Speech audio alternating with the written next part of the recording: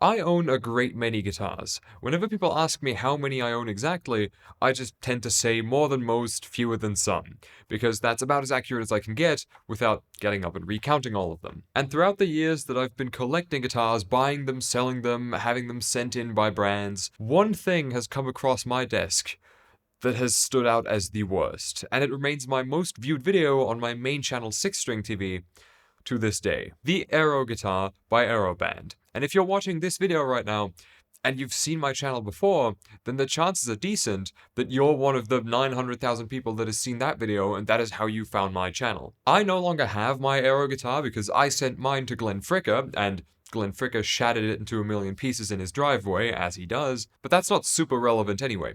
What I'm trying to get at is that whenever I see products that are similar to it in some way or another, like any sort of MIDI guitar that isn't something like the Jamstick that is just a regular usable guitar with a MIDI pickup, I immediately get skeptical because of the experience that I've had with Aeroband. But then quite a while ago now, October of last year to be exact, while in Shanghai, I came across something kind of strange. The Cyber G by Enya Music.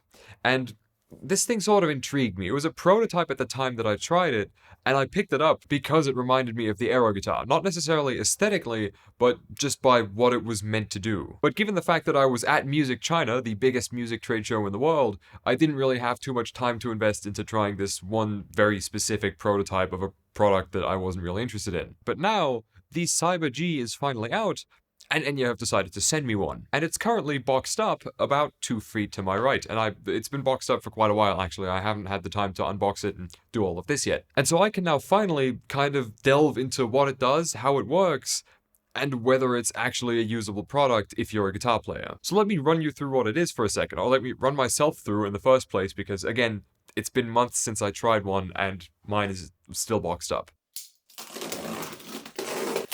This is just Russian nesting dolls. There's a million things in here.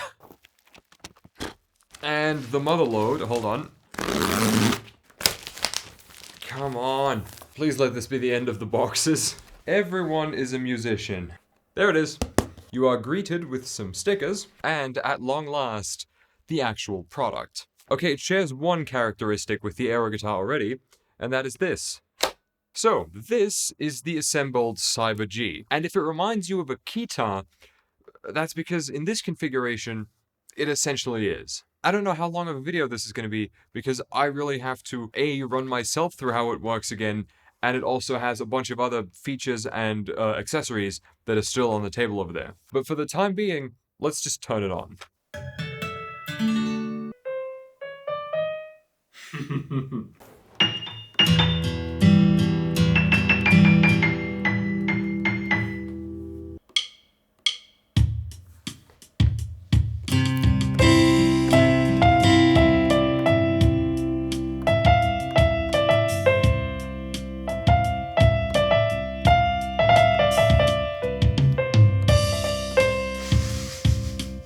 So, essentially, what this is a MIDI instrument as well as sort of a thing that you can jam to yourself with. Because, as you just saw, the neck isn't actually for playing notes. The neck has a bunch of chord names on it. Well, actually, I could tear these off. This is a sticker. I won't do that for now, actually, because I don't... Stop. The neck just strums a bar or two of a certain chord, and then you can sort of... over it. Now, I'm not a pianist. There is a piano over there, and on my main channel is an ongoing quarterly series where I try to teach myself the piano, but that doesn't make me a pianist, it makes me an idiot trying to learn the piano. So I'll run you through the basic features for a second, and then we'll get to everything else. So, the neck does the chord strumming thing. Then just below that, you have a sustain button, which sustains the notes played on the little keyboard, as well as octave up and octave down, so this is where it's currently at. Octave up, octave down.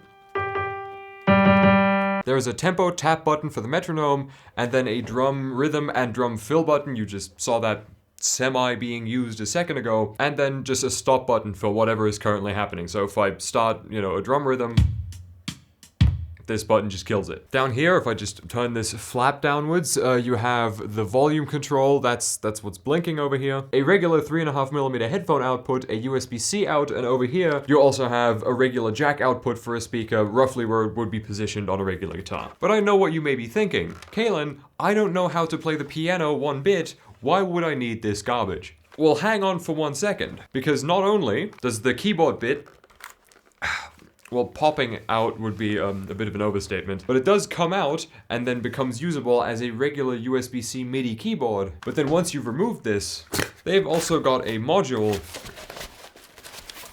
which they told me it's a picking module. I've actually never tried this, so let's just pop it in for a second.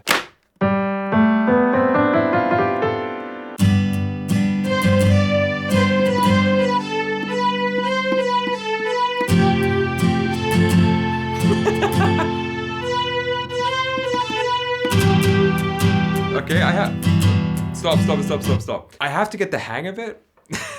It's actually a little bit fun. I'm noticing myself having fun with it, even though I've like just unboxed this module. I don't actually completely know how this works yet. If after like a week of use, muscle memory of how to use it started kicking in, this could actually be really fun. And that's what differentiates it from the Aero guitar. Because what the Aero guitar was they were marketing it as something that you should use before you start learning guitar, so use this instead of buying a Squier and learning the instrument properly. And it was also incredibly inaccurate at tracking, and it was also incredibly inaccurate at tracking notes, and the synth sounds completely sucked. This thing is basically just a keytar that's a little bit more guitarist friendly than keyboard player friendly, because if you've ever seen or tried a keytar, obviously you have no business using that unless you're a pianist. This I can get the hang of without much knowledge of how a piano works. Obviously, not so much with this module in there, but that's why it also comes with this one. I don't know if that's optional, or if it comes delivered with it. Mine came with it, but that's probably just because they wanted me to have all of the possible features for a review. And speaking of all the possible features, there's also a charging stand for it, which as of right now, I'm not gonna unbox that because this is also just USB-C rechargeable, and this would kind of just eat up a bunch of space in the studio, but it exists. I just discovered something by accident. There is also a transpose switch right on here. So, this guitar pick thingy doesn't actually do anything as far as picking notes goes. What it does is you can select the sounds with it. So currently I'm using sort of a church organ sound. And then I'll just flick upwards a couple times. I don't know what traditional Asian instrument that is, but it sounds like one.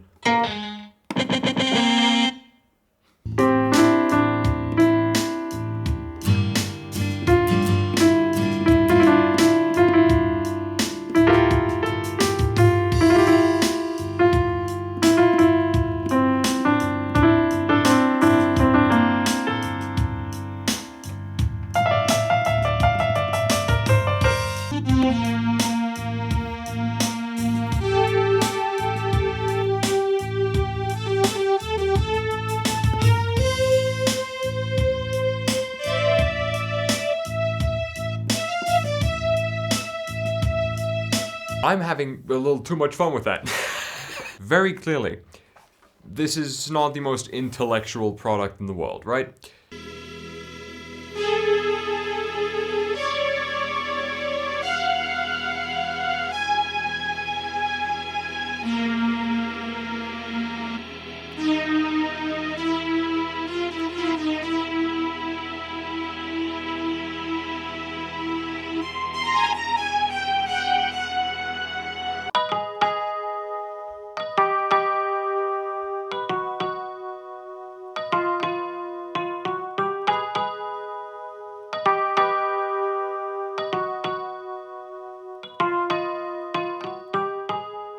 But it doesn't need to be, does it? Or is it enough for this thing to just be a little bit of fun? Let me peel off the stickers real quick, by the way.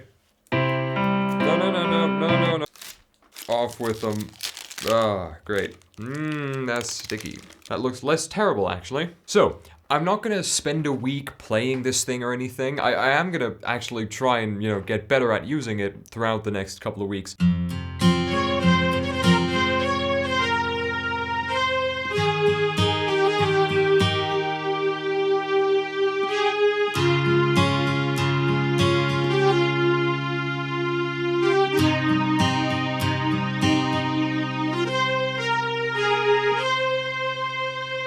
But I'm not gonna spend any amount of time with it before making this video, like I usually do before a guitar review. The reason I do it before a guitar review is because guitars are made of wood, they can have points of failure that can only sort of shine through after a couple of weeks of use. And they're also all built differently because they are made out of organic material, to the point where, like, you can only really truly judge it after having spent a little bit of time with one. This is a mass-produced chunk of plastic with some tech in it, so it doesn't necessarily need that same treatment. So what do I think of it? It's clearly a gimmick product, besides the fact that you can actually take this out and have it be a portable MIDI keyboard, and I have no doubt that I will at some point actually use that, because the MIDI keyboard that I have here is sort of wired into my whole desk setup. This, throw it into a backpack, have a MIDI keyboard on the go, that's actually really badass. And also the keys on this are really nice and all that. And if you do know how to play keys, and you have that in here, you do have an advantage over... But I have to say, being somebody who doesn't really play keys, it's a lot of fun to mess around with. Unlike the Aero guitar, which wasn't even fun to mess around with, it was just overall a terrible user experience. And there are products out there whose main selling point is that they are fun to play around with, and I feel like that's what this is. No matter what anybody else tries to sell it to you as, this is fun to play with. Like, actually lots of fun. But that brings us to the next point, which is the price. And the price kind of shocked me when I looked at it the first time. Because depending on where you buy it, Amazon, Enya directly, they also sell via AliExpress because they're a Chinese company and it's very, very easy to sell Chinese tech via AliExpress to reach the Western market. AliExpress does not always mean it's a garbage product, it's just a marketplace where lots of garbage happens to be sold. But depending on where you buy it, the Cyber G goes for between 450 to 500 euro. Which is a lot of money. Too much money for this.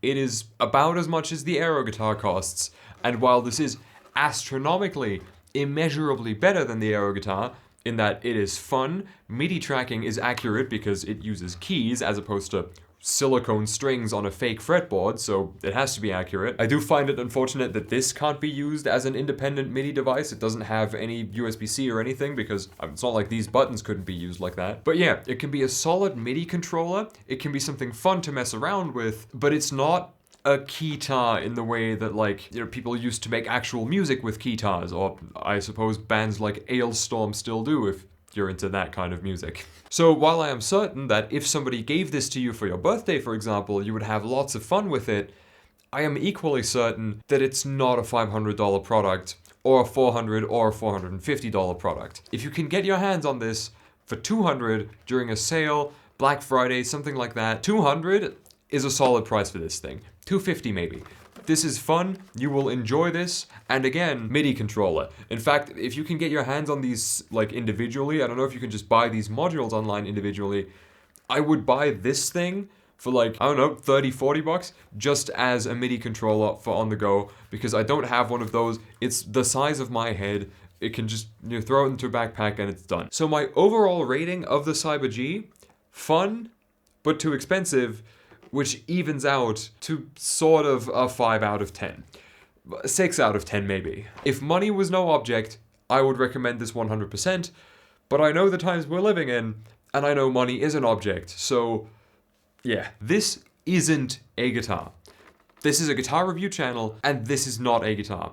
It's not even really a keytar, like I said, it's just something fun and something different, and I'm not ruling out that you could create music with this. Nothing that would end up being published the way it is, but you could, sketch with it, sort of do demos of whatever. If you make synth music, you can definitely mess around with this on the go and sort of make drafts of stuff. It comes with an app, there's a bunch of sounds in the app, there's a looping feature in the app, and so there is definitely the potential for this to be something worthwhile if you're a synth musician or something. Especially since it just folds up and comes apart like this to fit into this bag that you can fit into your backpack, into the overhead compartment on a train or a plane or a bus, pretty much anywhere. Back when I took the neck off of the aero guitar, I said something along the lines of, you can do that so it fits in the bin easier. On this thing, I'm not gonna say that because I do not feel the same way about this as I do the aero guitar. And for anybody who's gonna comment, oh, you're such a paid shill, you're just taking money for this video